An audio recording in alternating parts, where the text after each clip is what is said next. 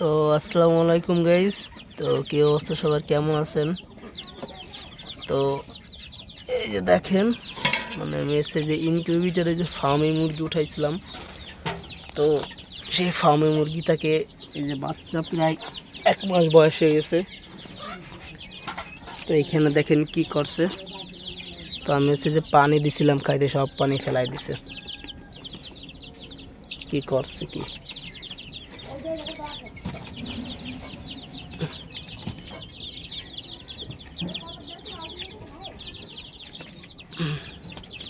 তো দেখেন এই মুরগির সাথে আমি এই 3টা গুগু আছে। এটা হচ্ছে এই যে গুগু, এই যে ভিতরে আরেকটা আছে। ভালোভাবে দেখাইতে পারতেছি কিনা জানি না। তো এই যে আরেকটা আছে দেশি, এই যে দেখেন ওই যে এখানে হচ্ছে অন্ধকার, এই জন্য আমি আপনাদেরকে দেখাইতে পারতেছি না। এই যে, তো এই ফার্মি মুরগির বয়স আপনার 1 মাস এখনো হয় নাই, মানে ঈদের 3 দিন পর সেই মুরগিগুলো ফুটছে। তো আজকে হচ্ছে 24 তারিখ। তো দেখেন মানে বাচ্চাগুলো অনেক সুস্থ আছে।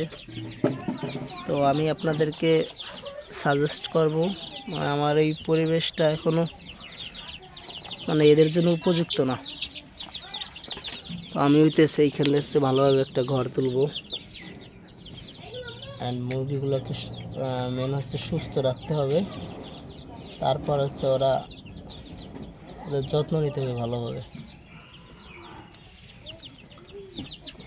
তো আমি এখন হচ্ছে মাটিতে রাখছি। তো কাঠের তুষ, আমাদের এখানে আশপাশে কোনো শ্রমিক নাই, এই জন্য হচ্ছে আমি তুষ দিতে পারতেছি না।